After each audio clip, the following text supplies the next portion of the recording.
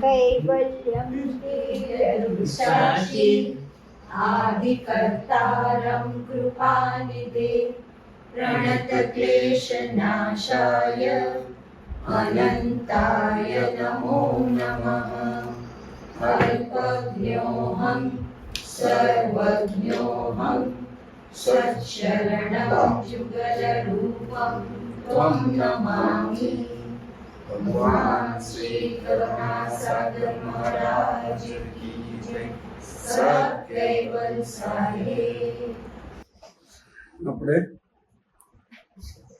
18મો class થાય છે ઉલટ ક્રિયાનો અવસ્થા વિશે। 18-17 પૂરા થયા, આને થોડી અવસ્થાને આગળ આપણે ચલાવીએ। અવસ્થા એટલે સામાન્ય સ્થિતિમાં અવસ્થા કોને કહીએ આપણે? તો કે ઉંમરની પહેલી સ્થિતિમાં બાળકનો જન્મ થયો એટલે શૈશવ, એટલે એને આપણે કહીએ નવજાત શિશુ એવું આપણે કહીએ।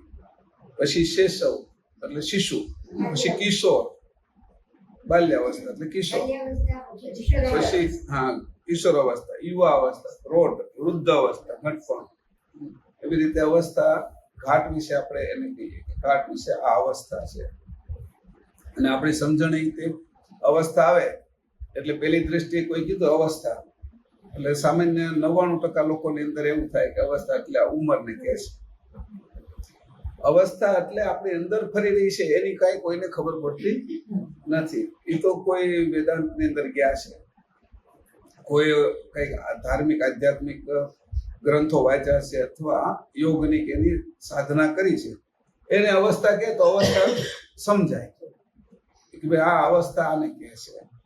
પછી સામાજિક અવસ્થા હોય, એ સમજણ પ્રમાણે અવસ્થાઓ કરે। આ છે શરીરની ઉંમર પ્રમાણે, કાળનો જે ક્રમ છે એ પ્રમાણે સામાજિક સમજણ જે રીતે આપણે વધતી જાય એ રીતે શિક્ષણની અંદર આપણે ફરતા જઈએ। તો એમાં સામાજિક અવસ્થાની અંદર છે એ વર્ગ, કયા પહેલા બીજા ત્રીજા ક્લાસ આપણે ક્લાસરૂમ કહીએ ને, એટલે એ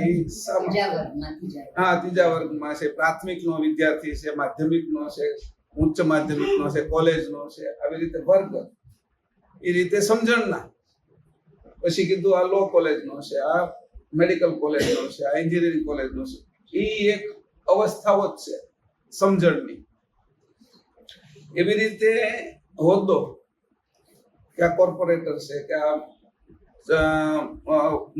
આપણે ધારાસભ્ય છે કે આ સંસદ સભ્ય છે કે આ પ્રધાન છે કે મુખ્યમંત્રી છે કે વડાપ્રધાન છે કે રાષ્ટ્રપતિ છે, અને આમાં આપણે જોઈએ તો ક્લાર્ક છે, ચપરાસી છે, ક્લાર્ક છે, મેનેજર છે, એવા બધા હોદ્દાઓ, એને હોતી આપણે અવસ્થાઓ જ કહીએ છીએ।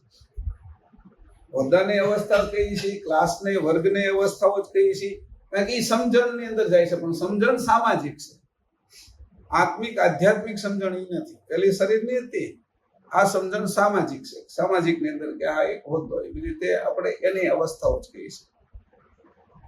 અને એનું પરિવર્તન થાય છે, જે રીતે આપણે ભણતા જઈએ છીએ, અભ્યાસ કરતા જઈએ છીએ, અનુભવ વધતો જાય છે, એ રીતે એનું પરિવર્તન થાય છે। એટલે એકમાંથી બીજામાં ટ્રાન્સફર હોતી થાય છે કે હવે આ જે હતા પોલીસ તંત્રની અંદર હોય તો કે પોલીસ હતા, હવે એને સબ ઇન્સ્પેક્ટર બનાવવામાં આવશે, એટલે એની બઢતી આપી, તો એ રીતે બઢતીઓ પણ મળે છે એની અંદર। તો એનું કારણ હોય છે, કારણ વગર બઢતી નથી મળતી।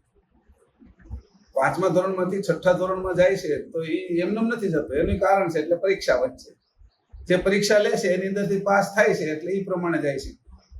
તો એવી જે અવસ્થાઓની પરિવર્તન છે એ બધે જ દેખાય છે। એવી રીતે આપણે જોઈએ તો પેલું બીજ અંકુરિત થયું, પછી છોડ થયો, છોડમાંથી છે પછી વૃક્ષ થયું, એની અવસ્થાઓ આપણે દેખાય છે। એવી રીતે આમ મહદની અંદર જોઈએ તો બધી દિવસમાં એ અવસ્થાઓ જ દેખાય છે। આ જે પ્રહરો છે, પહેલું પ્રહર ને બીજું પ્રહર ની, એમાં અવસ્થાઓનો પલટો છે, પણ કોઈને ખબર પડતી નથી કે આ બધું અવસ્થાઓના ભેદે કરીને થાય છે। સામાન્ય અવસ્થાને સમજે છે। હવે આવડું મોટું આ જે છે એને ચલાવવા માટેની જે કઈ તૈયારી થઈ, એટલે એને કીધું કે આ બધી પ્રચલિત છે, એ અવસ્થાઓ તમે જ્યાં જોશો ત્યાં તમને દેખાશે।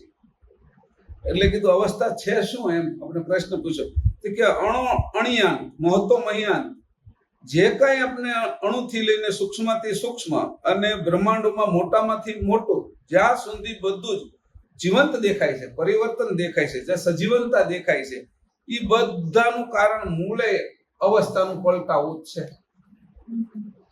આનો આખો મોટો જે અર્થ કર્યો એટલી વાતો ઉપરથી અર્થ મોટા ઉપર આપણે લઈ ગયા કે તમે જુઓ તો બધું કે આવું છે કે ગાયનું વાછડું, પછી એનાથી થોડું મોટું થાય એટલે એનું નામ બીજું પડે, પછી બળદ થઈ જાય.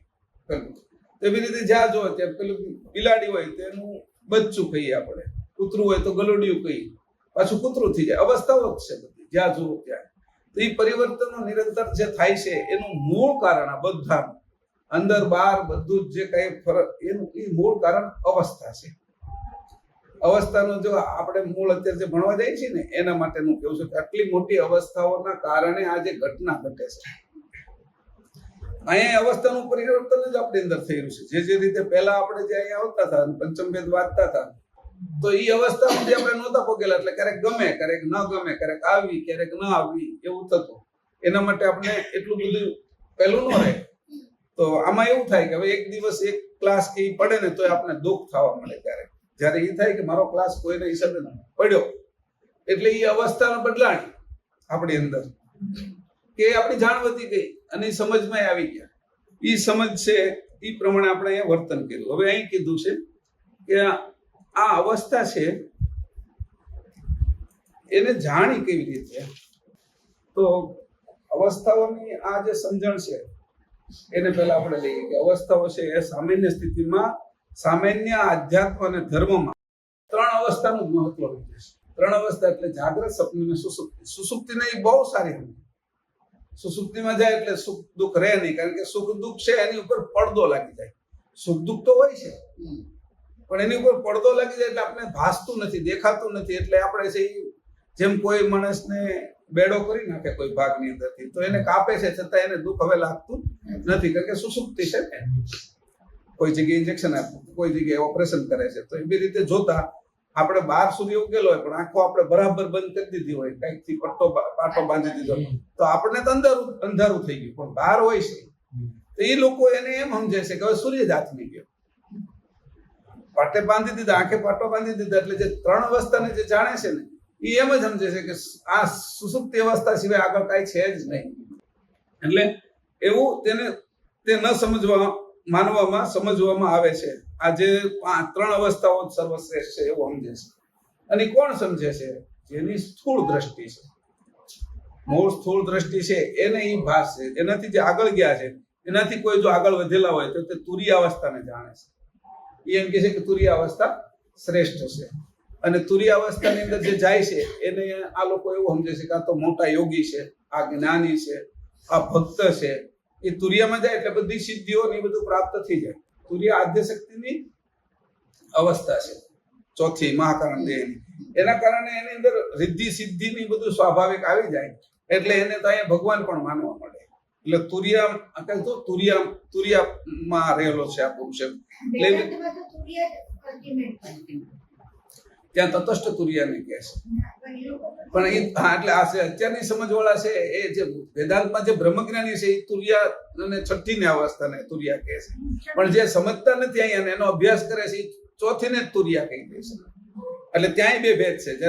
જયારે વશિષ્ઠજી અને અષ્ટાવક્ર જે વાત કરતા હોય ત્યારે એને એ તુરિયા છે છઠ્ઠી અવસ્થા એટલે અવ્યક્ત મહાનુભાવ અવસ્થા ને એ તટસ્થ તુરિયા કહે છે. સમજો? અને એ જે છે તટતીર એટલે તટથી બહાર, એટલે આ જે નદીનો પટ છે એનાથી બહાર વહી ગયા છે અમે એવું એ સમજે છે. નદીનો પટ એટલે નિરંજન, કાળનો પટ, એનાથી અમે બહાર વહી ગયા છીએ. એટલે તટથી તીર એવા આ બ્રહ્મ અવસ્થા છે એને એ સમજે છે. પણ બાકીના લોકોને એ ખબર નથી એટલે તુરિયાને શ્રેષ્ઠ સમજે છે. એટલે કોઈ મહાન જ્ઞાની યોગીઓ પોતાની વાણીમાં બોલે છે તુર્યાતીત જગત જીત, કારણ કે તુર્યાતીતા જગત જીતતા. એવું કોઈ જ્ઞાની હોય કે તુરિયાની તીત કે તુરિયાની તીતની વાત કરે છે. એટલે ઓલાને એમ લાગે કોહો તુરિયાની તીત વાત કરો છો, એટલે કે હા કોની વાત કરે છે? આપણા સમજમાં આવે કે ઉન્મુની. અને બાકીના લોકો તો એમ સમજે કે તુરિયાની તીતની વાત કરે છે એટલે તુરિયાતીત જગ જીતતા, એટલે વાત સાચી છે. જગત શું છે તે કે પ્રકૃતિનું, અને તુરિયાની આગળ વહી ગયો એટલે પ્રકૃતિને છોડી શક્તિ જીતી ગઈ. જેમ આ 3 અવસ્થા છોડી અને આગળ ગયો એટલે ગુણાતીત થઈ ગયો. પણ જ્યારે એ તુર્યને વટી જાય છે ત્યારે શક્તિતીત થઈ જાય છે. એટલે ત્યારે એ આવું બોલે છે કે તુર્યાતીતતા જગત જીત્યા, એમ. એટલે જગતને હું જીતી લીધું, કારણ કે એની પ્રકૃતિની પાર વહી ગઈ. એટલે જગત જીતે એવી રીતે એ કરીને તુર્યામાં ઉન્મુનિને શ્રેષ્ઠ સમજે છે આ લોકો. તુર્યાતીત એટલે ઉન્મુનિ, એટલે પ્રકૃતિથી પર ગયા ગણાય, અને જગત પ્રકૃતિમાં આવે એટલે જગતથી પર અને તેનાથી અપરમ હું છું તેવું એ જાણે છે કે આ જે તુર્યા છે એનાથી હું અલગ છું, એવી રીતે જાણે છે. તે જાણી શકતા, અને પાછું એવું છે કે હું આનું જાણનાર હું કોણ છું એને એ જાણી નથી શકતા હજી, કે અવસ્થાને જે એવું છે કે હું છું. જેમ અત્યારે આપણે કેમ સમજીએ છીએ કે હું મહેશ છું, કે આ સ્વર્ણમ છે, કે આ શોભામાં છે, કે જે આપણે સમજીએ છીએ એ દેહને આપણે જ સમજી લીધું છે ને. ત્યારે આ તકલીફ ક્યાં પડે છે આપણે? દેહને આપણે સમજી લીધું છે. જેમ આ કપડાને આપણે સમજી લઈએ એવી રીતે એને સમજી લીધું, તો અવસ્થાને જ આપણે સમજી બેઠા છે. હવે તુર્યાતીત થી અતીત શું છે એની એને ખબર નથી. તુર્યાતીત એટલે ઉન્મુનિ. એનાથી અતીત શું છે કે તુર્યાતીત થી પણ અતીત છે એમ પાછા કોઈ પૂછે, કારણ કે તુર્યાતીત થી અતીત એટલે બ્રહ્મ શરૂ થઈ જાય. નિરંજનનો પ્રદેશ પૂરો થઈ ગયો, કાળનો પ્રદેશ પૂરો થઈ ગયો, કારણ કે એ તીત થી અતીત, અને ઉતીત એટલે ઉન્મુનિ, અને અતીત એટલે અવ્યક્ત મહાનુભાવ અવસ્થા. તે અતીત થી જે અતીત, જેમાંથી અતીત એટલે અવ્યક્ત મહાનુભાવ અવસ્થા ઉત્પન્ન થઈ છે, એ શું છે સ્થાન? એને કીધું તુર્યાતીત, એ તો તમે કીધું, અને એનાથી અતીત કીધું. અતીત કોને કહો છો? કે તો અવ્યક્ત મહાનુભાવ અવસ્થાને અમે અતીત કહીએ છીએ. તો એનું મૂળ ઉદ્ભવ સ્થાન શું? એમ તો કે સહજ શૂન્ય અવસ્થા છે, નહીં કઈ અવસ્થા, પણ ખગાકાર શૂન્યનો જે ભાગ પડેલો હતો એને સહજ શૂન્ય અવસ્થા કીધું. અવસ્થા લાગતી નથી ત્યાં, પણ છતાં એને અવસ્થા ગણી, કારણ કે અવસ્થા ઉત્પન્ન થવાનું મૂળ કારણ છે. તો કે આ જે ખગાકાર શૂન્યમાંથી અવસ્થા ઉત્પન્ન કરી કોણે?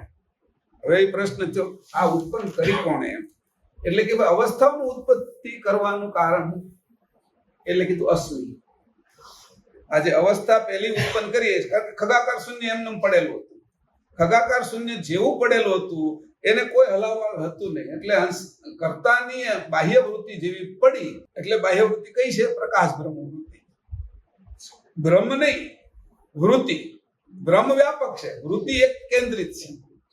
સમજી લીજો, વૃત્તિ અને બ્રહ્મ એમાં ફરક હું તો કે જે બિલોરી કાચ છે એમને જો પ્રકાશ આવે છે બિલોરી કાચ વગરનો, તો એ બ્રહ્મ છે.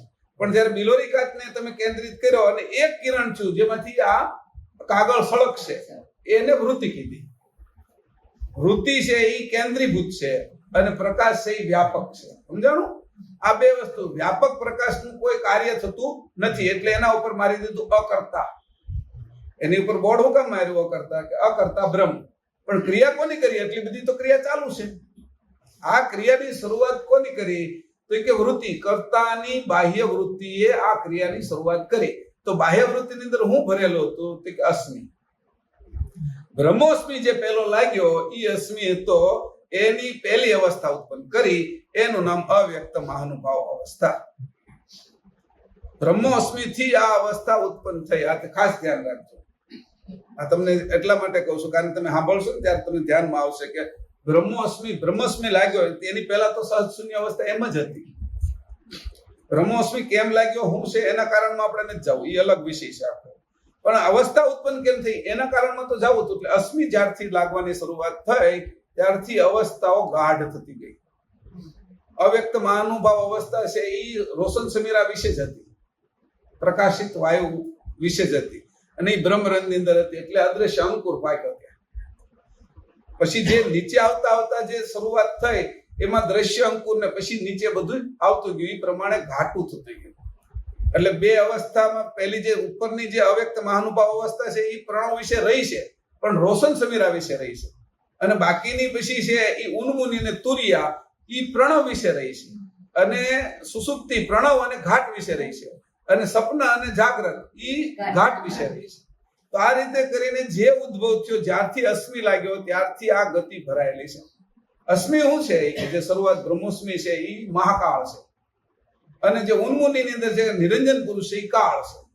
મહાકાળની ઉત્પત્તિમાંથી મહાકાળ જે છે એના ઓજમાંથી કાળ રૂપ નિરંજન ઉત્પન્ન થયા, અને જે નિરંજન ઉત્પન્ન થયા એને ઉન્મુનિ લગાડી. ઊન મુની જ્યારે લાગી એટલે ઊન મુન થઈ ગયો છે, પણ એ જે જાગ્રત થઈ એક છે આ બાજુ, અને એ જાગૃતિ જ્યારે આવશે ત્યારે એની અંદરથી જાગૃતિ આવશે એટલે એના સિવાયનું કંઈક બીજું તત્વ એ ગોતશે. એ તત્વ કયું છે? એટલે પોતાના જ હેજની અંદરથી પોતાની અંદરથી જે શક્તિ બહાર કાઢશે એનું નામ આદ્ય શક્તિ. બરાબર? કારણ કે પોતાના હેજમાંથી જેવી અવસ્થા ફરી એટલે પોતાની અવસ્થા તુર્યામાં આવી, તુર્યાની અંદર જેવી આવી એટલે એનું હેજ ઓજમાંથી નિરંજનના જે અવ્યક્ત મહાનુભાવ અવસ્થા હતી એના ઓજમાંથી તો નિરંજન ઉત્પન્ન થઈ ગયા. એ કાળ પુરુષ, ઓલો મહાકાળ હતો, એ બધાને ખાઈ જતો હતો. આવા કેટલાય કાળ પુરુષને ખાઈ જતો, એની અંદર સુસાઈ જતા હતા, જેમ આપણે કોઈ બ્લેક હોલ હતું. હવે આ છે એ આખું નિરંજન પુરુષ. નિરંજન પુરુષ જયારે એકલા જયારે ઉન્મુનિમાંથી જાગૃત થયા એટલે એને તુર્યા લાગીને એટલે તરત જ આદ્ય શક્તિ એની ઉત્પન્ન થઈ ગઈ, કારણ કે એનું હેજ આવ્યું. ઓલાનું ઓજ હતું, આનું હેજ આવ્યું. હેજ જેવું ઉત્પન્ન થયું એટલે તરત આ બાજુની અવસ્થા એને તુર્યા ચોટી, અને તુર્યા લાગી એટલે પછી આ આખી રમત મૂળ શરૂ થઈ ગઈ સ્થૂળમાં. આ અવસ્થાનું કારણ છે. આ અવસ્થા મૂળ જે થઈ એ વસ્તુ આપણી અંદર ઘટે છે, એ કીડીમાં ઘટે છે, એ આ મહદ બ્રહ્માંડની અંદર આ જ વસ્તુઓ બધી ઘટતી જાય છે. જે આપણે એક જ બ્રહ્માંડ છીએ અત્યારે, આપણું શરીર જ બ્રહ્માંડ છે, યથા પિંડ વેતા બ્રહ્માંડ. આને જયારે સમજી લેશું આ રીતે ત્યારે એ અવસ્થાની આપણે ખબર પડશે. તો હવે આ રીતે એની કીધું અવસ્થાની ઉત્પત્તિ મેં કહી દીધું કે અસ્મિ અને બ્રહ્મોસ્મિ એ ઉત્પત્તિ મૂળ કારણ એટલે સહેજ શૂન્ય અવસ્થા.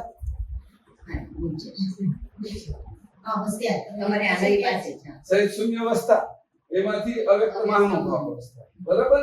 હવે જયારે એને આમાંથી મેં કીધું ને કે એને શું થયું? ઓજ, આ બ્રહ્મની સ્થિતિ છે. અહીં લખ્યું છે દેહમાંનું બ્રહ્મ જ છે, બ્રહ્મોસ્મિ. અહીંથી અસ્મિ લખાય અને પ્રણવ બે છે, આ પ્રણવની અંદર આવી ગયું એટલે ત્યારે એની મહાન તરત જ તે હેજમાં એના ઓજમાંથી આ નિરંજન પુરુષ ઉત્પન્ન થયા. અહીં આપણે એના નિરંજન પુરુષ લખ્યા છે, અને અહીંયા બ્રહ્મ અધિષ્ઠાન લખ્યું સદગુરુ બ્રહ્મ, એટલે ખબર પડી ગઈ કે અહીંયા આ ઉત્પત્તિ નિરંજન પુરુષની છે. હવે નિરંજનના હેજમાંથી તરત જ તે તુર્યાવસ્થા ઉત્પન્ન થઈ એટલે આ બાજુ તરત આદ્ય શક્તિ ઉત્પન્ન થઈ ગઈ છે, કારણ કે એનો આખો પસારો શરૂ થઈ ગયો. આને અહીંયા જોઈ તોય આપણે ખબર પડી જાય કે આ એકદમ સરસ રીતે વ્યવસ્થિત રીતે તૈયાર કરેલું છે.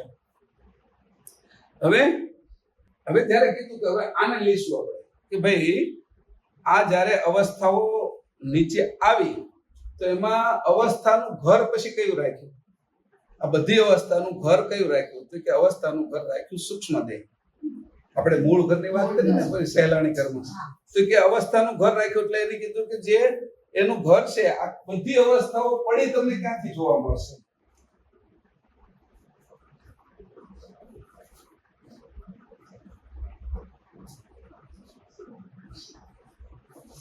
આ ક્રમશઃ વ્યવસ્થિત રીતે સમજાવું છું. ગયા વખતે જે ક્લાસ હતો એનાથી કંઈક જુદી રીતે સમજાવું છું. તો એને કીધું આ જે ઘર છે મૂળ ઘર કીધું. પછી આમાં એની સાથે કીધું મૂળ જે ઘર છે એ તો સૂક્ષ્મ શરીર છે. હા, સૂક્ષ્મ શરીર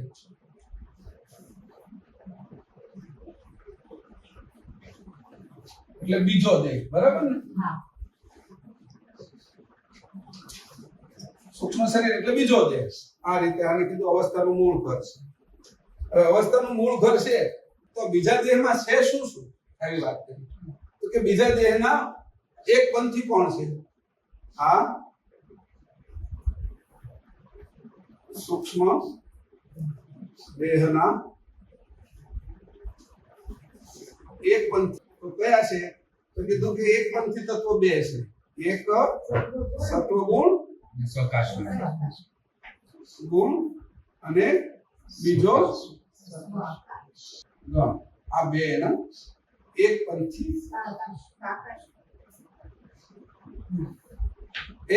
છે આ બે. બરાબર? હવે આ સત્વગુણ છે એની અંદર આપણે કીધું કોઈ પહેલા શું આવ્યું? હવે આ બે આને આપણે એની અવસ્થા પહેલી અવસ્થાઓ આવી, એક જાગ્રત, બીજી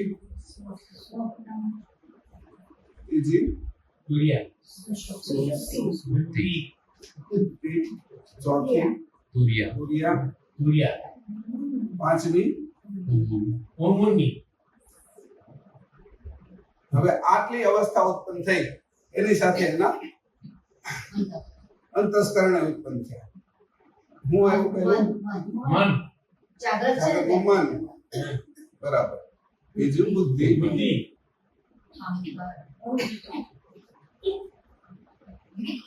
ચોથું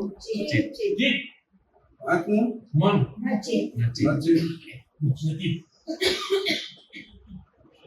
નથી. બરાબર. આટલું જયારે થઈ ગયું ત્યારે આ બાજુ આપણે જોઈએ તો અહીંયા શું આવશે? વ્યવસ્થા, અવસ્થા. ને અહીંયા વ્યવસ્થા આવશે. બરાબર. પેલી કઈ આવે છે? સામાન્ય, કુંભ, સાકુ, ગલિત અને ઉદાર. સામાન્ય,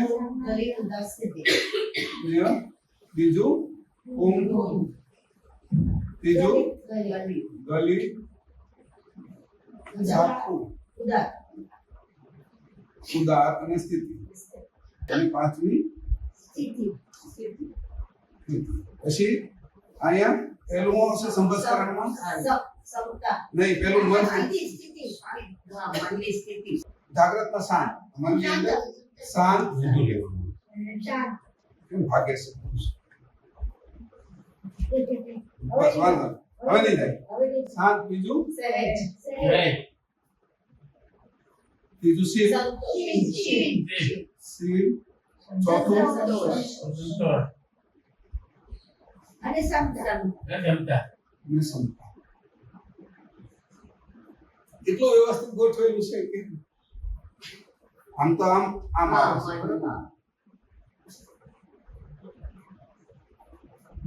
હવે આટલી વ્યવસ્થા આખી જયારે સૂક્ષ્મ શરીર થયું, પણ અવસ્થાઓ તો સૂક્ષ્મ શરીરની અંદર એક જ આવશે. પછી જયારે મૂળ સૂક્ષ્મ શરીરમાં આ સ્વપ્ન જ છે. બરાબર. આનું ઘર એટલે સ્વપ્ન તો આ સ્વપ્નમાં અવસ્થા છે અને સ્વગૃહી ક્રિયા પોતાના ઘરમાં રહે. પણ આ બધી અવસ્થાઓ પાછી બીજાના ઘરમાં જઈને કામ કરે છે. એટલે જાગ્રત ક્યાં જાય છે? તો કે સ્થૂળમાં, પછી સ્થૂળ દેહમાં જાય ને, પછી કે સુસુપ્તિ ક્યાં જાય છે? તો કારણમાં જાય. પછી તુર્ય ક્યાં જાય છે? મહાકારણ. અને ઉન્મુની પરમ કારણમાં જાય છે. તો એ ત્યાં વેચાયેલી છે. એનું ઈ ત્યાં જઈને આવે છે. એ અવસ્થાઓ પછી સપનાની અંદર જ સ્થિર થાય છે બધી. આ રીતે આપણે એને જોઈ તો એને કીધું છે મૂળ આખું સ્વપ્ન છે ને. હા, આ આખું મૂળ સપનું જ છે. કૈવલ કરતાનું સપન છે, અને નિરંજન પુરુષનું સપન છે, શંકરનું સપન છે, વિષ્ણુનું સપન છે, અને બ્રહ્માનું સપન છે. અને આપણું પણ આપણે જયારે સુઈ જઈએ છીએ તો આપણું સપન છે. એટલે અવસ્થાઓ બધી સપનમાં જ શરૂ થઈ છે.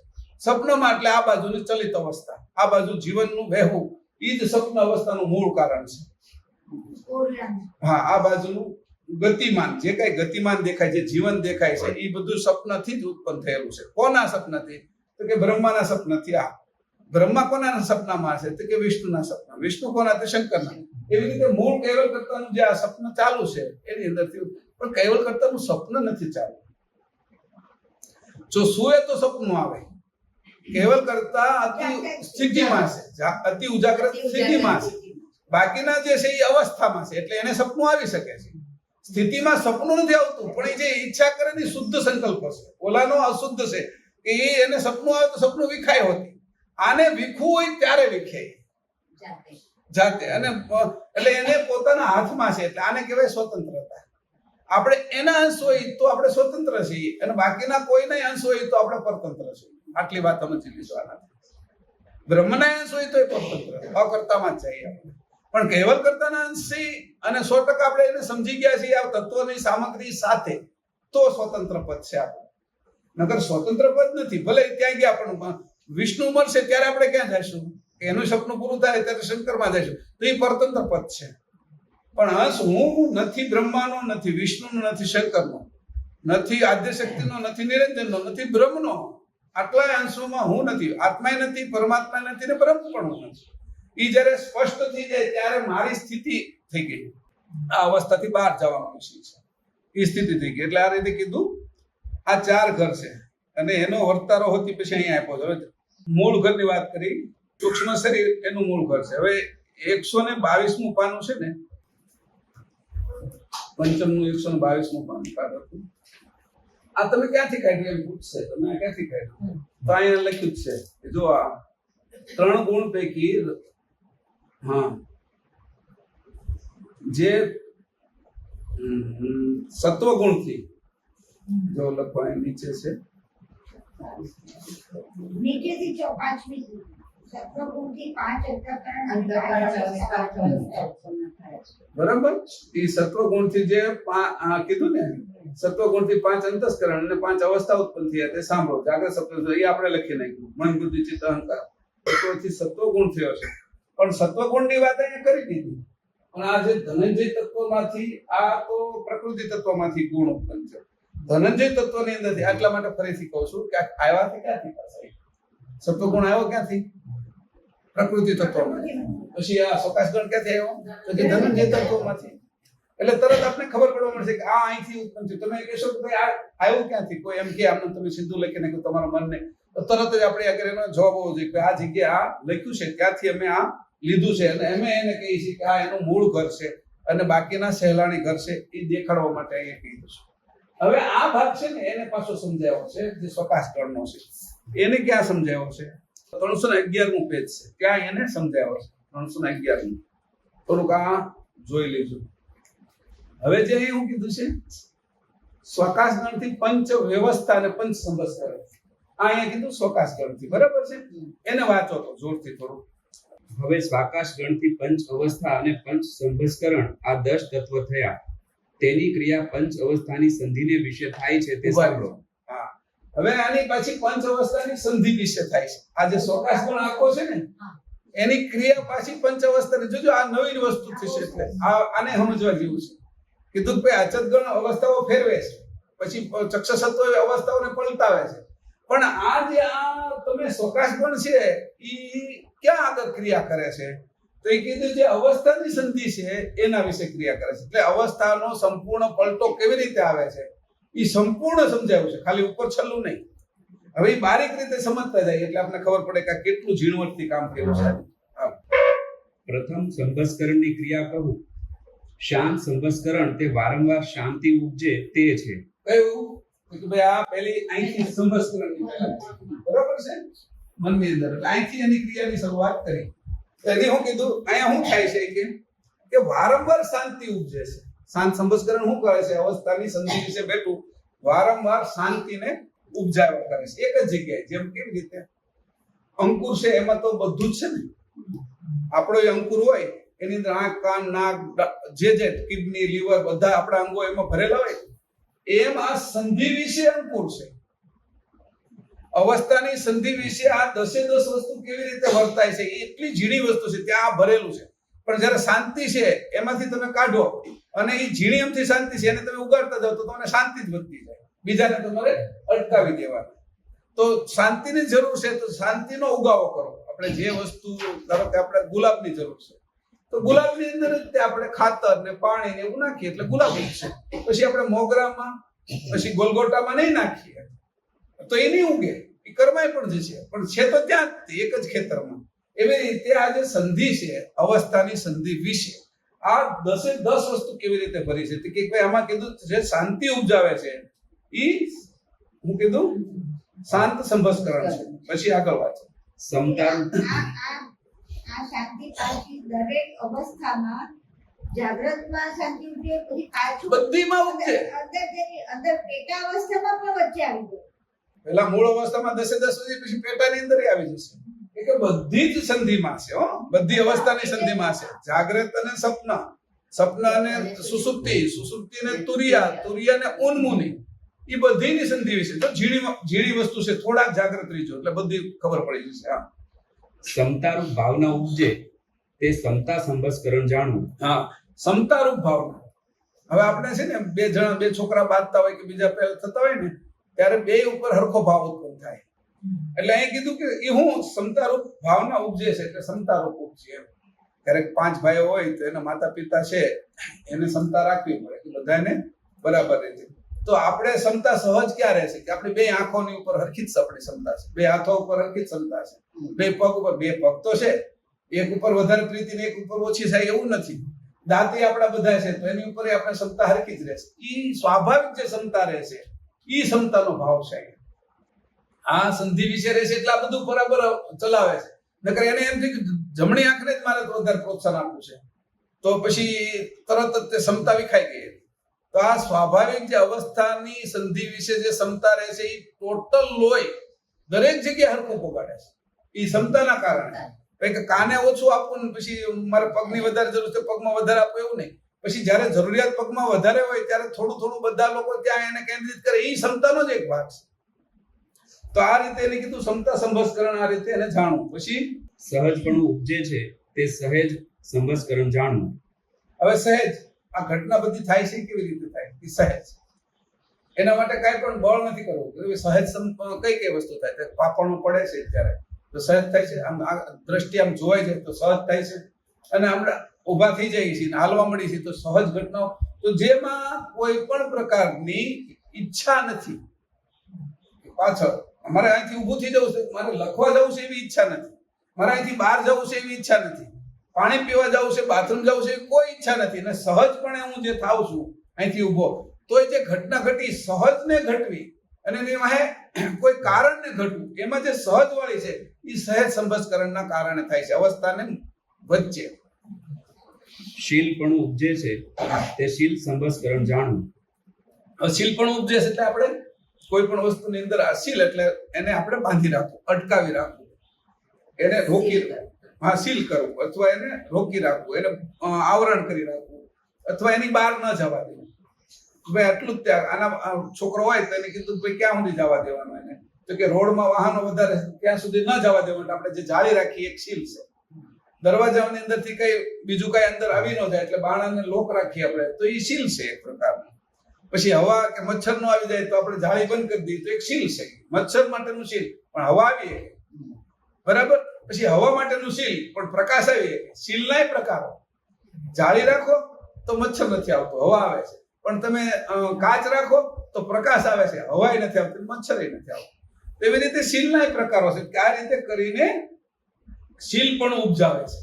દરેક વસ્તુની અંદર શીલપણું ઉપજાવે. શીલપણું એટલે ક્યાંક તે કંઈક અટકાવી નજરને અટકાવી વાણીને અટકાવી આપણો જે ભૂખ લાગે છે એને અટકાવી તરસ લાગે છે એને અટકાવી એક અટકાવવા પણ એટલે આપણે કીધું કે બ્રેક એ સીલ છે એ આપણું બ્રેક છે. ત્યારે એ બ્રેક મારવાનું કામ છે એ સીલ સંભસ્કરણ અવસ્થાના વિશે બેઠું બેઠું કરે છે.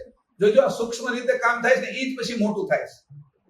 નાનું એવું અંકુર તે વૃક્ષ થઈ જાય છે એ પણ આ અવસ્થાના વિશે બેઠેલી આ જે સંભસ્કરણ છે એ કરે છે. આગળ સંતોષ ઉપજે તે સંતોષ સંભસ્કરણ જાણવું. હવે સંતોષ જ ન ઉપજે તો શાંતિ તો ઉપજે જ નહીં. કારણ કે સંતોષ ઉપજાવવા માટે તે ત્યાં તો આ બધા એટલું બારીક ઝીણું ઝીણું કામ કરી રહ્યા છે અને એટલું વ્યવસ્થિત મૂકી દીધું છે. જ્યારે આપણે એને જાણીએ ત્યારે જ કરતાની ખબર પડે ઓહો આવા કરતા આટલું બધું વ્યવસ્થિત કામ કર્યું છે. હજી મને નથી દેખાતા હજી મને હું નથી દેખાતો પણ મારા વિશે આટલી વસ્તુ આટલી સૂક્ષ્મમાં અતિ સૂક્ષ્મ રીતે ભરી દીધી છે. નકર મને સંતોષ થાય જ નહીં તો હું કરું. પાણી પીધા તો પેટ ફાટી જાય. ગુલાબ જાંબુ બધા બહુ ભાવતા હોત ને સંતોષ થાત જ નહીં. સંતોષ આવે તો એને સીલ બ્રેક મારશે પણ સંતોષ થાય જ નહીં. મને અસંતોષી જ રહું તો પછી મને બધાને લૂંટવા જ મળું અને ખાવા જ મળ્યું એટલું બધું કે પછી મને હું મારું જ પેટ ફાટી જાય ટૂંકમાં. તેવી રીતે કીધું કે સંતોષ અને સંતોષ આપે છે શાંતિ. આ બધા સંભસ્કરણો કેટલા બારીક રીતે કામ કરી રહ્યા છે. અવસ્થાની સંધિ વિશે અવસ્થા તુરીય અવસ્થામાં જ્યારે જાય ત્યારે જ આ સંતોષ પ્રગટ થાય. કારણ કે ત્યાં જ એની અંદર સીલને સંતોષ તુરીય અવસ્થામાં જાય એટલે સુસુપ્તિને સીલ મારી દે. સુસુપ્તિમાં સંતોષ માને અને આગળનું જે છે એમાં કામ શરૂ થાય. પછી આ પ્રકારે પંચ સંભસ્કરણની ક્રિયા પંચ અવસ્થાને વિશે વર્તે છે. હવે આ પાંચે પાંચ સંભસ્કરણની ક્રિયા પંચ અવસ્થાને વિશે વર્તે છે. તો અવસ્થા ખાલી કીધું કે જાગ્રત સ્વપ્ન સુષુપ્તિ તુરીયા એટલું જ નથી. આની અંદર આ પણ આવી ગયું. જોજો તમે ખાલી લાડવો બનાવીને કોઈ એમ નહીં તમે એની અંદર છે એલચી નાખી એનો સ્વાદ તો છે જ તે અને એ સ્વાદ એનું કામ તો કરે જ છે કે તમને અમુક પ્રકારનો કફ નથી થવા દેતો. તમે જે દૂધપાક બનાવવામાં જાયફળ નાખ્યું છે એનું કામ કરે જ છે. એટલે આ ઝીણી ઝીણી બાબતો છે કે એટલું બધું બારીક રસોઈ જે બનાવી છે એની એને કેવી સરસ રીતે બનાવી છે એનો જો વિચાર કરીએ તો બનાવનારો રસોઈયો કેવો હશે. એટલે એના ઉપરથી આપણને ખબર પડે કે જે કઈ નાખો, તમે આદુ નાખ્યું ચાની અંદર, ચા વગર આદુ વગર ની ચા બને છે, પણ તમે આદુ નાખ્યું તો એની હું, પછી એનો મસાલો છે ચાનો ઈ નાખ્યો તો એનું હું. એટલે જે કઈ વસ્તુ છે એની તમને ઝીણામ ઝીણી ખબર પડે છે કે એટલું બારીક કામ જયારે એની કર્યું છે ત્યારે એના પ્રત્યે મને માન થાય ને. અને આ મને આપી દીધું છે, જો હું જાણું જ નહીં, એટલું બધું જાણું જ નહીં, તો મને ક્યારે એના પર પ્રીતિ ન થાય. જે પશુ પક્ષી જાણતા નથી એમ મનુષ્ય નથી જાણતો, એટલે એને ક્યારેય કરતા ઉપર પ્રીતિ થતી જ નથી. સકર્તા આવા હોય એને પ્રીતિ જ નથી થતી. અને એની પ્રીતિ ક્યાં થાય છે? તો કે પથ્થરની મૂર્તિની અંદર, જળની અંદર, વૃક્ષોની અંદર, એટલે જડતાની અંદર પ્રીતિ થઈ જાય છે. અને જડતામાં જયારે પ્રીતિ થઈ જાય તે પોતે ચેતન બાજુ જવાનું છે, એના બદલે જડ તત્વ બાજુ વધારે વધી જાય છે. ચેતન છે મારી અંદર, એ ચેતનને જગાડવાના બદલે મારી જડતા વધતી જાય છે. હું ઘાટ વિશે જ વિશેષ વિચારતો થઈ જાઉં છું. એટલે આ રીતે ઘાટ વિશે નથી વિચારવાનું એવું નથી કીધું, કારણ કે જાગ્રત અવસ્થામાં ઘાટ સર્વશ્રેષ્ઠ છે. એટલે આગળ આવે જોઈએ. હવે 5 વ્યવસ્થાની ક્રિયા કહું છું. તું કઈ અંડરલાઈન કરી દીધી? એની નીચે લીધી. જે અવસ્થા જે અવધિ. હા, આગળ વાંચો હવે. 5 વ્યવસ્થાની ક્રિયા કહું છું. સ્થિતિ વ્યવસ્થા તે સર્વદા 5 અવસ્થાને વિશે સ્થાયી વર્તે છે. જે અવસ્થાની જેટલી અવધિ ત્યાં સુધી તે વર્તે. હવે એની અવસ્થાની અવધિ પણ હમણાં આપણે જોઈએ કેટલા છે, તો 4320 શ્વાસ ઈ એને અવસ્થાના એક શ્વાસ છે. પછી એના પેટામાં આવે ત્યારે એના ઓછા થઈ જાય, 720 કેવું કઈક થઈ જાય. હમણાં તો આપણે જોઈએ. હા, 4005 અવસ્થા છે, 4320 છે ને, 4320 એને ભાગ્યા હા, એટલે એક અવસ્થાને 864 આપ્યા. એનો ભાગાકાર કર્યો ને 5 એક અવસ્થાને 864 પેટા અવસ્થાને છે, મૂળ અવસ્થાને 4320 છે. એટલે આખા દિવસના 21600 છે, એ 5 અવસ્થામાં વેચાઈ ગયા. આખા દિવસના 21600 એને ભાગ્યા તું કર 5 એટલે 4320 થાય. બરાબર, 4320 એના પેટાના 5 ભાગ કરે એટલે જાગ્રતમાં જાગ્રત, જાગ્રતમાં સપના, જાગ્રતમાં તુર્ય, એના 864. બરાબર, ઈ અવસ્થા એમ સમજવા. આખા દિવસની અવસ્થાઓ લીધી. હવે અહીં કીધું આ પ્રકારે 5 સંભસ્કરણની ક્રિયા, 5 અવસ્થાની વિશે વર્તે. હવે 5 વ્યવસ્થાની ક્રિયા કહું છું. તે સ્થિતિ વ્યવસ્થા તે સર્વદા 5 અવસ્થાને વિશે સ્થાયી વર્તે છે. સ્થિતિ છે એ બધામાં સ્થિત છે. સ્થિતિ છે એ સ્થિત છે, એ નથી ફરતી. ગાડી આખી ફરે છે, ટાયર એ ફરે છે, પણ પેલો જે ખીલો છે ને, જે ટાયરને ધરીમાં આવે છે, એ સ્થિર છે. ગાડી ફરે છે એટલે અહીંથી મારા ઘર સુધી લઈ જાય છે, મુંબઈ સુધી લઈ જાય, એટલે ફરી પછી પેલું ટાયર જ ફરે છે. પણ ટાયર અને ગાડી વિશે જે પેલો ખીલો છે ને, એ સ્થિર છે. વાત સમજાણી? કે એની કોઈ ગતિ નથી. એની ગતિ આમ જો અહીંથી સુરત થી મુંબઈ જાય છે તો મુંબઈ ગતિ થઈ, પણ એ ગાડીની ગતિ થઈ છે. એ પેલા જે સરિયાની ગતિ નથી થઈ. જો હજી ફરીથી આમ એને કહેવાય સ્થિતિ. એક જણ સ્થિતિ જાળવે તો જ ગતિ ઉત્પન્ન થાય આખામાં. આ પૃથ્વી જો આખી ફરે છે, એની ધરી જો એની સ્થિતિ ના જાળવે તો ફરે નહીં. એમ આપણી નાભી આપણી સ્થિતિ ના જાળવે તો આ લોહીનું પરિભ્રમણ આખામાં થાય ને આપણે જીવન ના મળે. કોઈ એક સ્થિત છે, એટલે અહીંયા સ્થિતિ વ્યવસ્થા છે, એ ત્યાં આગળ બધામાં સ્થિત છે. બરાબર, આ હજી કહી દઉં છું સ્થિતિ વ્યવસ્થાનું કેટલું મહત્વનું કારણ છે. આ ગાડીનો જો ઉદાહરણ લઈ છે, ગાડીની અંદર જે ગાડી ફરે છે એ આખી ફરે છે, ટાયર ફરે છે, ઈ ફરે છે, પણ એની જે ધરી છે એ ફરતી નથી. એ વ્યવસ્થાના હિસાબે સ્થિત છે, અને એ સ્થિત છે એટલે આ બાકીનું બધું ગતિ કરે છે. હવે એ પૃથ્વીની નાભી, એ આપણી નાભી, એ સૂર્યની નાભી, એ આ આકાશગંગાની નાભી, એ સ્થિત છે. આ સ્થિતિ વ્યવસ્થા અવસ્થાના વિશે સ્થિત રાખે છે બધાને, અને સ્થિતિના કારણે આ બધું જ ચાલુ દેખાય છે. આપણે આ ભાસ છે, ભાસ આપણે ગતિમાં દેખાય છે, ને જે જીવન આપણું વહેતું લાગે છે એનું કારણ સ્થિતિ છે. હવે ઉદાર વ્યવસ્થા તે ઉદાસ નિસ્પૃહીપણું 5 અવસ્થાને વિશે વર્તે. તે દરેક અવસ્થાની સ્થિતિ બેસે તે વખતે ઉદાસી આવે. તે ઉદાર વ્યવસ્થા જાણવી. હા, હવે ઉદાસી આવે એટલે તરત એની અંદર આપણને નથી ગમતું, એટલે આ રૂમમાં જાય છે. આ રૂમમાં બેઠા છે, હવે ઉદાર થઈ ગઈ, આમ ઉદાસ આવી ગયું, અહીંયા ઘણું બેઠા, તો પછી તરત જ એમ થયું કે આ રૂમમાં આપણે ટીવી મૂક્યું છે, ત્યાં જઈને ટીવી શરૂ કરે. પછી એની અંદર ઉદારતા આવી એટલે ઉદાસીનતા આવી કે હવે ટીવી ઘણું જોયું એટલે હાલો ઉપરની ગેલેરીમાં આટો મારી બહાર પક્ષીઓના તે જે સૂર્ય ઉગે છે જો એ રીતે દરેકની ઘાટ છૂટા પડાવવા આ બધા જે ક્રિયા છે એને ઉદાર વ્યવસ્થા આ સામાન્ય ઉદાહરણ છે. એવી રીતે મહત્વની અંદર આ ઘાટથી છૂટા પડાવવા એમાં ઉદાર વ્યવસ્થા છે. પછી એકની અરે બહુ જોડાયેલા છે ત્યાંથી છૂટા પડે આપણે ગાડી છોડીને અહીંયા આવ્યા ને એ ઉદાર અવસ્થાનું જ કારણ છે. ઘર જે છોડીને આવ્યા ને એ આપણે ખબર નથી પણ એ કાર્ય ઉદાર વ્યવસ્થાએ જ કર્યું છે. સમજાણું? આપણે ખબર નથી. પછી એક ડગલું આ ભર્યું અહીંથી અને એક એને છોડ્યું ને એ ઉદાર વ્યવસ્થાએ જ કર્યું છે. આ પગ અહીંથી મેં ઊંચકીને અહીંયા મૂક્યો તો ઉદાર વ્યવસ્થાને તો ચોટી જાય. સિદ્ધિ શું કરે છે? ચોટાડી દે. પણ ઉદાર શું કરે છે? એને ગતિમાં લાવે છે. વાત સમજી લેજો. એટલે કોઈ પણ જગ્યાએ તમે જાઓ છો કોઈ પણ વસ્તુ કરો છો તો ઉદાર શું કરે છે? ગતિમાં રાખવાનું કામ કરે છે. અને ઉદાર એટલે ટાયર ફરે છે અને એક થી બીજો એટલે એ આગળ ગતિ કરતું જાય છે. ટાયર ફરવાનું કારણ ઉદાર વ્યવસ્થા પણ ટાયરને સ્થિર રાખવાનું મોટરથી અલગ ન થઈ જાય એનું કામ સ્થિતિ વ્યવસ્થા કરે છે. એટલે એટલું બારીકાઈથી કામ કર્યું છે એ બધું બારીકાઈનું કામ જ આ બધા પ્લેનમાં અને ટ્રેનમાં અને ગાડીની અંદર દેખાય છે.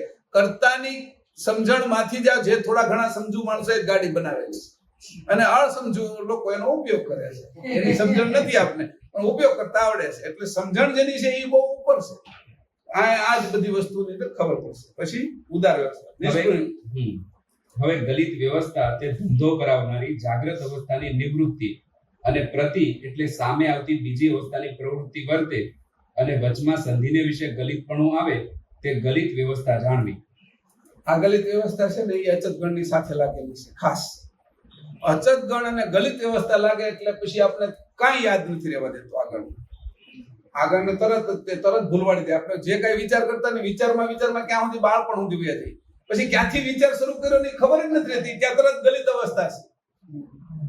આપણે વિચાર ક્યાંથી શરૂ કર્યો આપણે તરત યાદ આવવા મળે કે અમે ભણતા ને આવી રીતે બેન્ચમાં બેઠતા પછી આવી રીતે પછી એવા એક પ્રસંગ યાદ આવવા મળે કે આવું થયેલું. એ જે નાનપણના પ્રસંગ હોય ને એ બધા યાદ આવવા મળે. એ જે પણ ક્યાંથી શરૂ કર્યો એ વાહેનો જે વિસરાઈ જાય છે એ ગલિત છે. બરાબર? ગલિત છે એ સુસુપ્તિ છે. એની સજા એની એક પંથી સુસુપ્તિ છે. બરાબર? સુસુપ્તિ ના કારણે ગલિત અવસ્થા ત્યાં ગલિતતા અને એની અચત ગણ આ ત્રણેય વસ્તુ લાગે છે એટલે સંપૂર્ણ આપણે છે એ સાધવા નથી રહેવા દેતા. સમજાણું? અને એ લાગવું જ જોઈએ. એ ન લાગે તો આપણે કેટલાય જન્મો યાદ રહે અને એ જન્મો બધા યાદ રહે તો આપણે બેડ મારી જાય.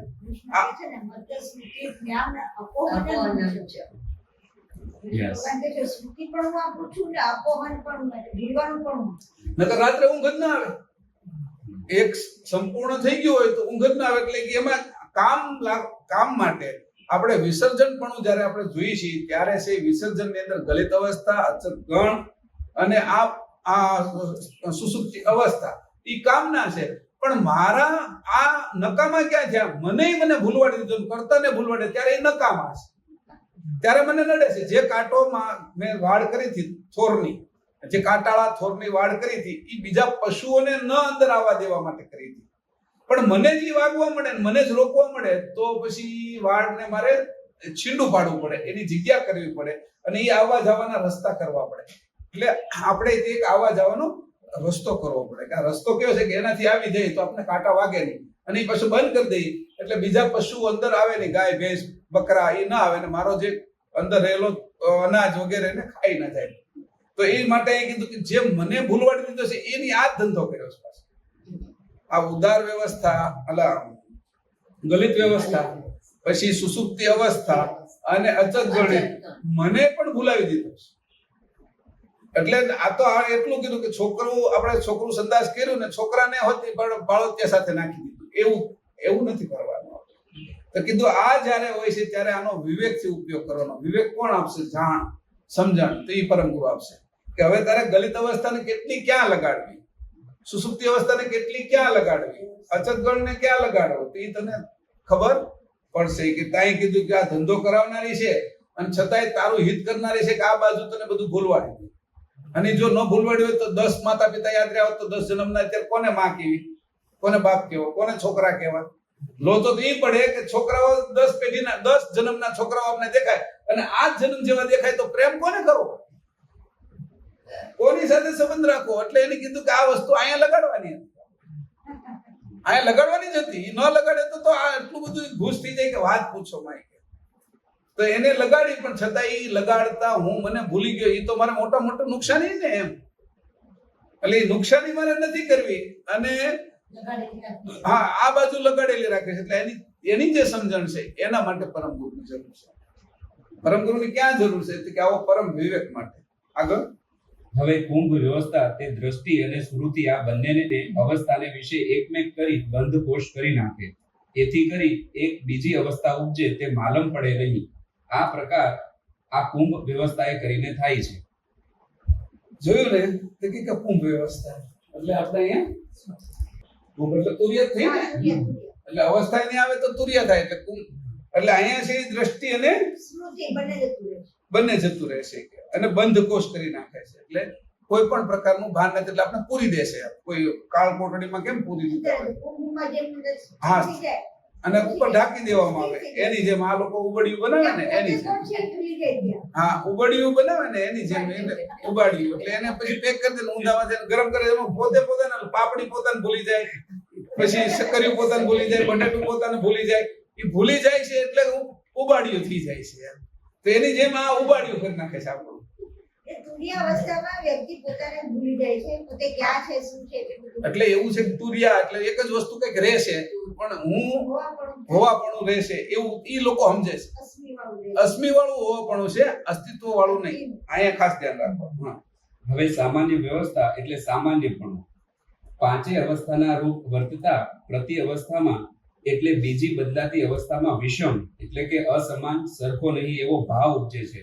આ પ્રમાણે પંચ વ્યવસ્થા અને પંચ સંભસ્કરણની ક્રિયા અવસ્થા પલટાય તે સંધિને વિશે થાય છે તે કહી. હવે એ કીધું જો તો કરાય છે ને એટલે સામાન્ય ને સામાન્ય એને કઈ ખબર જ નથી. સામાન્ય પણ ક્યાં આવ્યું છે તો કે ઉન્મુનિમાં ત્યાં એને કોઈ બીજો વિચાર જ નથી કે હું ભૂલી ગયો કે આ સ્મૃતિ આવી આવું નહીં. આ ઊંધા જતું થઈ ગયું છે. હા ઊંધા જતું થઈ ગયું છે કે આ લેવાનું તો અહીંથી ઉપર લેવાનું સ્થિતિ ઉપરથી લેવાની. આમ જ આવશે ને ઊંધા પછી ગલિત તો બરાબર જ છે. અહીંયા આવશે કુંભ અને આ આવશે સામાન્ય. બરાબર આવી રીતે થઈ ગયું. તો વ્યવસ્થા સંભસ્કરણ ક્યાં પીવું આમ જોડેલી. બરાબર એટલે બે આમ ઊંધા જતું લઈ લઈએ ક્યારેક આ રીતે. હવે અહીંયા અવસ્થાના વિશે પાછા આપણે હાલીએ. બરાબર છે તો કે આ વચ્ચે આ રીતે વર્તે છે. આમાં જે અવસ્થાના ભેદ વિશે જે વસ્તુ રહી છે 10 એ આપણે સમજ્યા. જો ઉન્મુનિ છે ને સામાન્ય છે બરાબર, તુર્યા છે ને કુંભ છે બરાબર. હું એને બે બાજુથી લઈ જવાની કોશિશ કરું છું. બધાય છે ને એરુઓ એક મોઢાના હોય એવું નહીં, બે મોઢાના હોય. એને બીજી બાજુ મોઢો હોય. હા પેલું હોય ને ડેન્ડું એને બે બાજુ મોઢું. હવે અહીંયા આપણે પાછા જઈએ અવસ્થાના ઓલામાં. આવી રીતે અવસ્થાના પેટામાં સ્વકાશગણની વ્યવસ્થા અને સંભસ્કરણનો વર્તારો આપણે જોઈ લીધો. બરાબર. હવે આગળ આવીએ. હવે 310મું પેજ કાઢો સામે. હા 310માં પેજે છે એનો વર્તારો છે અવસ્થાઓ કેવી રીતે. હવે એની વાંચો આખી. હવે પંચ અવસ્થાની ક્રિયા કહું છું તે સાંભળો. જાગ્રત અવસ્થા તે સર્વ ચરાચર દ્રષ્ટ પદાર્થ દેખાય છે તે, અને આપણને કોઈ પદાર્થ અગર કામની વિસ્મૃતિ પડે છે તેનું ફરીથી સ્મરણ આવી જાય તેને જાગ્રત અવસ્થા કહેવાય છે. જો બે રીતે વર્તે. જે આપણે બધા પદાર્થો દેખાય છે ઈ જાગ્રત. પછી આપણે કઈક વસ્તુ ભૂલી જઈએ કે બોલો હાર ક્યાં મૂક્યો છે, કે આ મારો ડ્રેસ ક્યાં મૂક્યો છે, એ ભૂલી જાય પાછું એનું સ્મરણ આવી જાય, ઈ જાગ્રત અવસ્થામાં આવે છે. વિસ્મરણ થાય છે એ સુસુપ્તિમાં થાય છે. પછી જો અર્ધ કઈક આમ હશે એવું થાય તો સ્વપ્ન થાય, પણ હાવ જ ભૂલાઈ જાય છે એ ક્યાં મુકાઈ ગયું. પછી આપણે ઘાંઘા થઈ જઈએ કે આપણે ઘાંઘા થઈ જાય કે તો એ સુસુપ્તિ છે.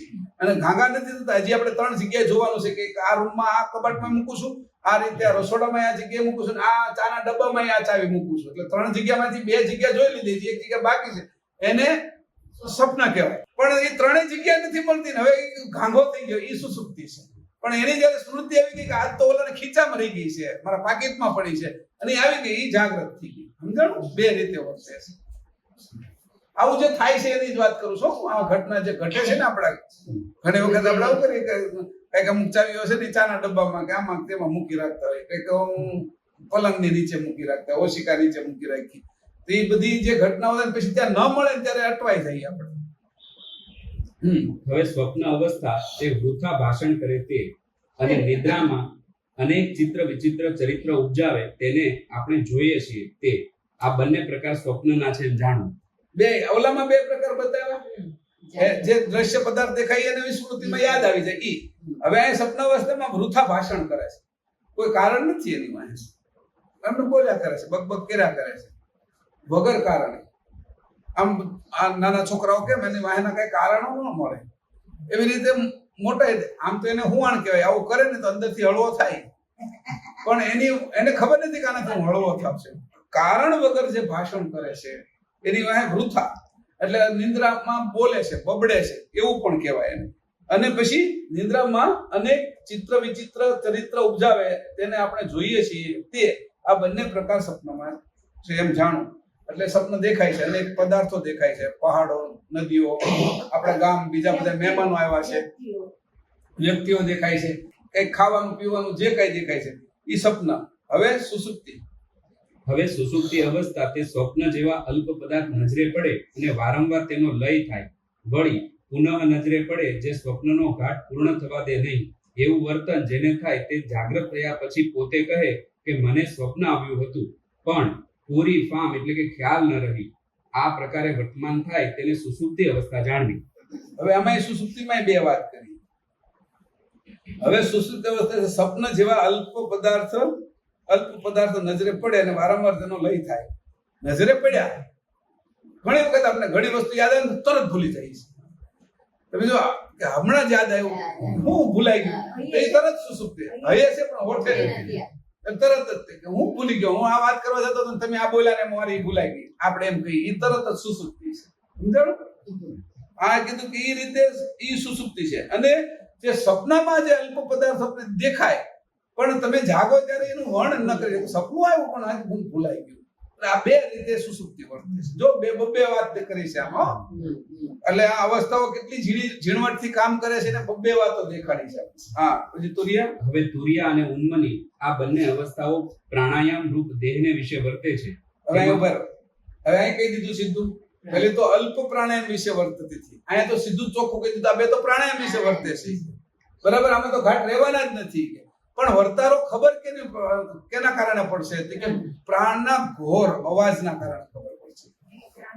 પ્રાણના ઘોર એટલે કે શબ્દ બ્રહ્મ, એટલે જે આકાશ તત્વનું જે માત્રા છે એ શબ્દ છે. અને શબ્દ છે એ જયારે પ્રણવ તત્વ એટલે પવનમાં આવ્યો, વાયુ તત્વમાં આવ્યો ત્યારે એક પ્રકારનું ઘસારણ કરે છે. આકાશમાં છે ત્યાં સુધી ઘસારણ નથી કરતું, પણ ઘસારણ જયારે વાયુમાં આવે ત્યારે ઘસાય, વાયુ ઘસાય છે. તો એ જે ઘસાવાની જે છે ક્રિયા થઈ, એની જે અવાજ ઉત્પન્ન થયો એના ઉપરથી નક્કી કરજો તમે કે આ તુરિયા છે અને આ ઉન્મુની છે. એટલે 2 અવસ્થાઓ તો પ્રાણાયામ વિશે છે. જોજો આ કોઈને ખબર નથી, આટલું બધું જાણનારા લોકો પણ આ અવસ્થાને ઓળખી શકતા નથી, એટલે એમાંથી પાછા પણ પડી જાય છે. હા, તેમાં ઓહમ પ્રણવને વિશે વૃત્તિરૂપ મહાકારણ દેહ વર્તે છે.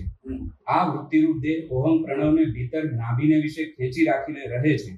આ લેવાતો ઓહમ પ્રણવ એકલો ઘોર કરતો ચાલે તે ક્રિયા તુરિયા અવસ્થાની જાણવી. હા, કીધું જે તમે લેવાતો પ્રણવ છે એ ઘોર કરતો ચાલે, એને નાભી વિશે જાય છે. બરાબર?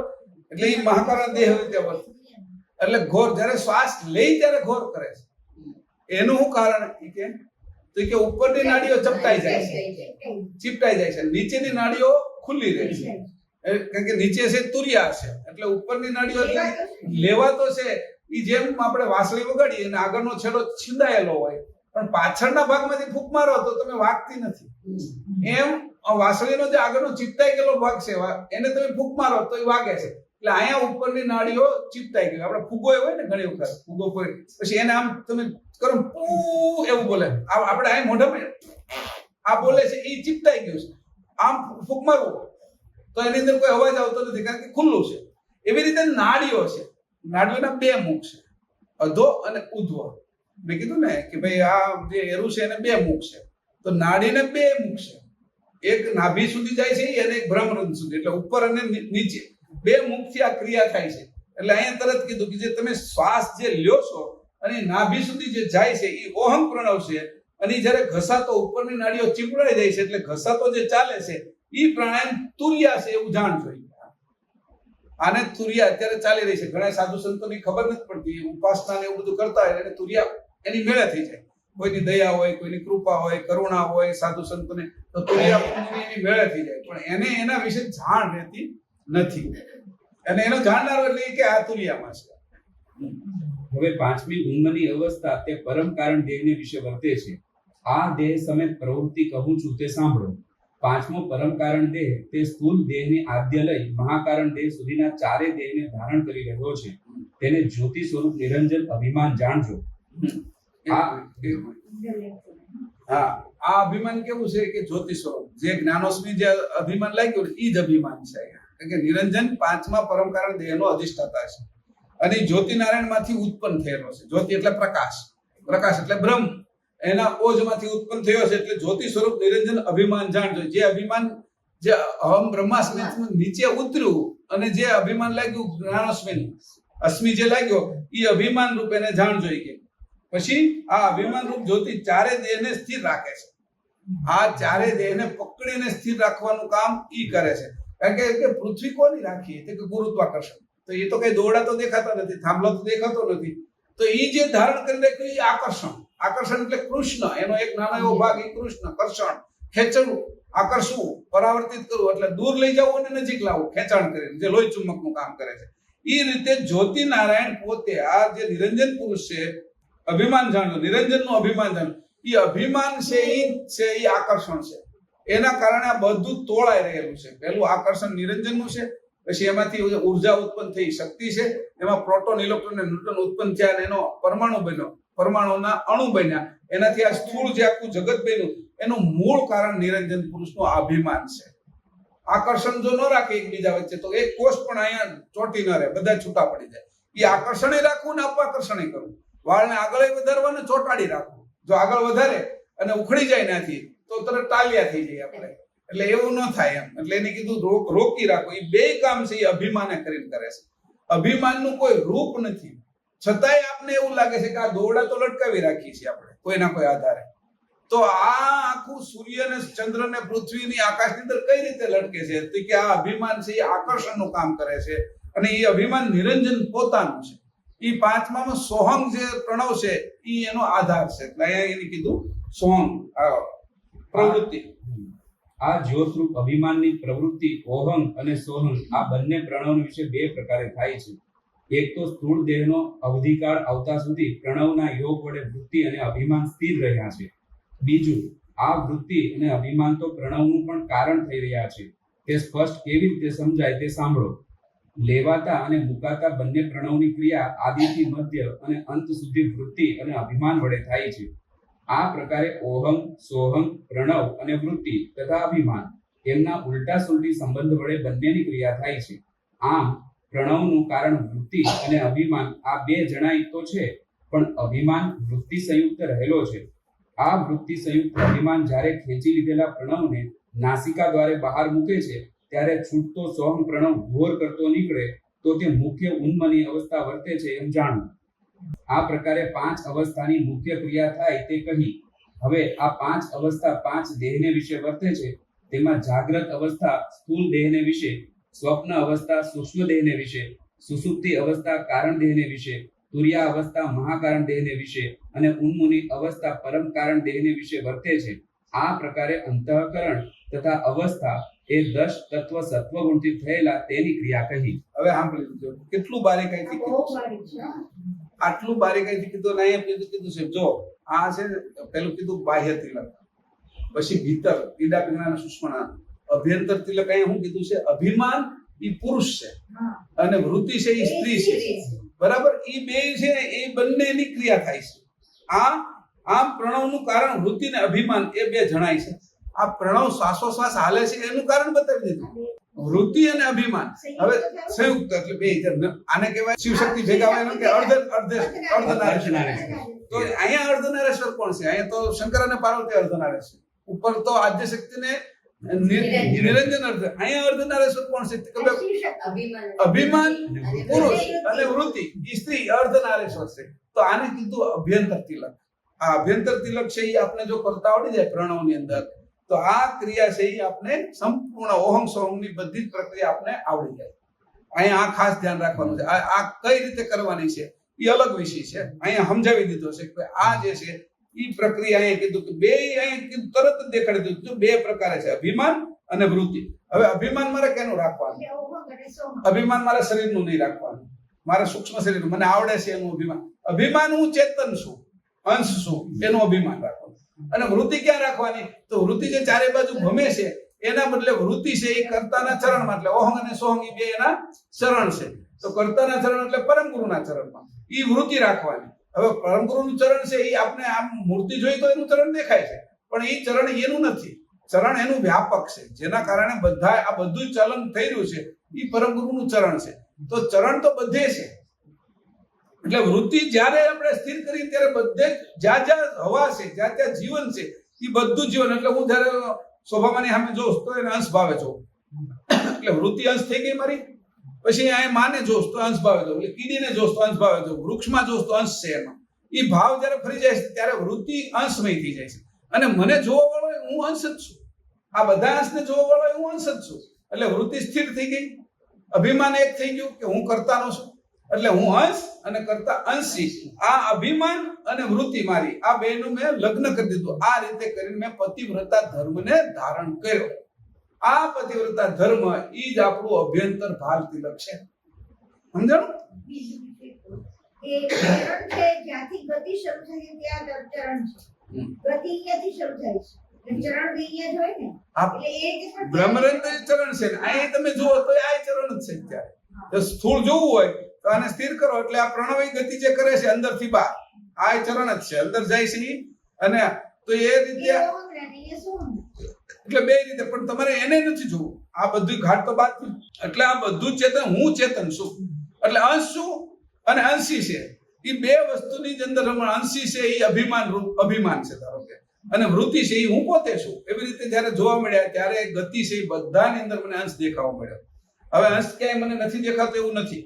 હવે અજ્ઞાની છે, જ્ઞાની છે, બીજા સંપ્રદાયનો છે કે નથી માનતો તોય મને તો અંશ દેખાય છે. ઈ એની વિશેષતા છે, ઈ એની વિભૂતિ છે. ઈ શંકરને માને ભલે માને, પણ અંશ તો છે.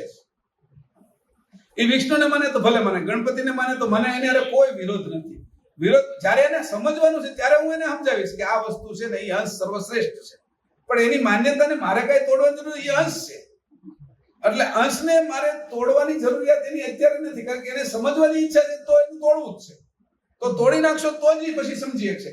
તો જ્યારે મારામાં સંપૂર્ણ અંશ ભાવ આવી ગયો, હું અંશે છું, એટલે મારી વૃત્તિ અને મેં અભિમાન જે ધારણ કર્યું છે હું કરતાનો છું, આ અભિમાન આ બે જે ભેગું થયું એનું જે મિલન થયું એ જ પતિવ્રતા છે. આપણો ધર્મ આ પતિવ્રતા ધર્મની ચોખ્ખી વ્યાખ્યા અહીંયા છે કે આ બે અભિમાન અહીંયા દેખાડ્યું સંયુક્ત કે, અને આ રીતે કરીને જે લેવાતો અને છોડાતો જે પ્રાણાયામ છે એ બંને પ્રાણાયામ ઘોર કરતા ચાલે છે. પછી પ્રાણ છે એ ટોટલ બંધ થઈ જાય છે.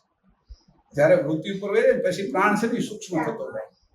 આ બંને નાડીઓ બધી ચીપટાઈ જાય. પછી નાડીઓ કેના આધારે આવશે? તો નાડીઓ રહેશે નહીં, પણ છતાંય વેક્યુમ તો રહેશે, ખગાકાર શૂન્ય તો બચી જ રહેશે. અને ખગાકાર શૂન્યની અંદર હું રહીશ ત્યારે પ્રણવની જરૂરિયાત નહીં પડે. શ્વાસોશ્વાસ વગર પણ હું શરીર ચલાવી શકું ત્યાં સુધી જઈ શકાય છે. અને એનું ઉદાહરણ ગણાય છે કે શ્વાસ વગર સમાધિમાં નહીં બેહવાનું, શ્વાસ વગર હાલતા ચાલતા ખાતા પીતા રહેવાનું, પણ તોય તે શ્વાસ વગર હું કરી શકું છું ત્યાં સુધી જઈ શકે. એની સ્થિતિ કહેવાય કે આ પોતે સ્થિતિમાં છે. આ અચરતભાઈ કર્યું હતું, એટલે અચરતભાઈનું ઉદાહરણ છે આપણે. 3 મહિના એની શ્વાસ પણ નહોતો લીધો અને એ જે ગતિમાં હતા, તો એ ઉદાહરણ આપણે કરશે. એવા ઉદાહરણો છે કે પ્રણવની સ્થિતિ એવી હતી કે શ્વાસ લેવાની એને જરૂર નહોતી, પણ કાર્ય બંધ નહોતું થઈ ગયું. સમાધિમાં વહી જવું એવું જરૂરિયાત નહોતી રહી. કાર્ય શરૂ રહે ને આ સ્થિતિ લાવવાની છે. તો એને કીધું કે આ ગતિ જેને પ્રાપ્ત થઈ એ જ સાચો અંશે છે, એ સ્વતંત્ર પદ છે.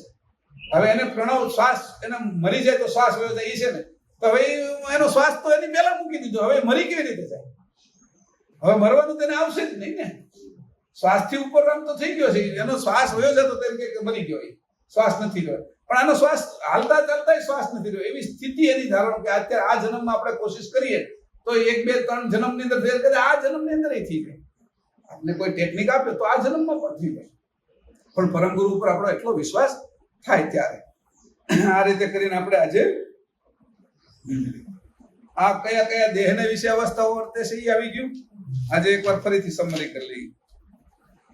પહેલું એ હતું કે અવસ્થાઓ પ્રચલિત, જેમાં કીધું કે નવજાત, શિશુ, બાળ, યુવાન, કિશોર, જે કાંઈ છે એ અવસ્થાઓ. પછી આપણે સામાજિક અવસ્થાઓ, હોદ્દાની અવસ્થાઓ, એ બધું સાંભળ્યું.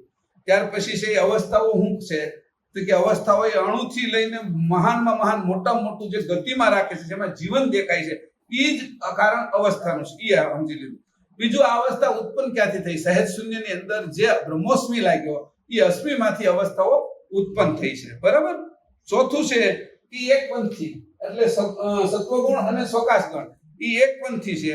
એ એક પંથની અંદર પછી આ બંને છે, એમાં સત્વગુણ છે એ એનું મૂળ ઘર છે અવસ્થાનું, અને સહેલાણી ઘર એ 5, બીજા 4 ઘર છે એના સહેલાણી ઘર છે. પછી આપણે પછી સમજ્યા કે જે સ્વકાશ ગણ છે એ અવસ્થાની સંધિ વિશે કેવી રીતે કામ કરે છે, તો એની પંચ સંભસ્કરણ અને પંચ વ્યવસ્થા એ કઈ રીતે કામ કરે છે એને સમજ્યા આપણે. બરાબર. પછી સામાન્ય વસ્તુ આપણે પેલી વાત કરી કે સામાન્યમાં 3 અવસ્થાને જે લોકો મોટા મોટી જાગ્રત, સ્વપ્ન, સુષુપ્તિ, કોઈ તુર્યા, કોઈ ઉન્મુની, અને આગળ કોઈ એવા સ્થિતિમાં વશિષ્ઠજી છે કે કોઈ અષ્ટાવક્ર છે, એ જ્યાં સુધી પહોંચ્યા હોય ત્યાં સુધી એ લોકો બ્રહ્મની જે આપણે કીધું ને અવ્યક્ત મહાનુભાવ અવસ્થા, એને એ સમજે છે. પણ પછી એનાથી આગળ સહેજ શૂન્ય અવસ્થા સુધી જઈ શકતા નથી, અને પોતે જે સ્વરૂપ છે, સ્થિતિ છે કે હું અસ્તિત્વ છું, અસ્મી નથી, એ અંશે જ્યારે થાય ત્યારે જ સમજાય છે, ત્યાં પહેલા એ સમજાતી નથી. એટલે આપણે એ પણ વાત કરી કે ભલભલા લોકો આ જગ્યાએ રોકાયેલા છે. એને તો 3 અવસ્થા, ચોથી અવસ્થાની અંદર તો સર્વસ્વ લાગે છે, તો આપણે 7 અવસ્થા વર્ણવી છે ને એના ઉપર 8મી સ્થિતિને કહીએ છીએ, અને આ સ્થિતિ છે એ આપણું સ્વરૂપ છે, ત્યાં સુધી આપણે ગયા. બરાબર. હા, એટલે ઉલટ ક્રિયા નો જે બાકી, અત્યારે તો અવસ્થા હું કરી રહી છે એને જ સમજ્યા છે. ઉલટ ક્રિયા વિશે જ આવે છે કે અવસ્થા એટલું કામ કરી રહી છે, ઉલટ ક્રિયાનો 350 પછી બાકી રહેશે. એટલે આ અવસ્થાના વિશે જ અહીંયા આટલું જ આપણે રાખીએ. કરુણા સાગર મહારાજ કી જય, કરુણા સાગર ભગવાન કી જય, સત કેવલ સાહેબ.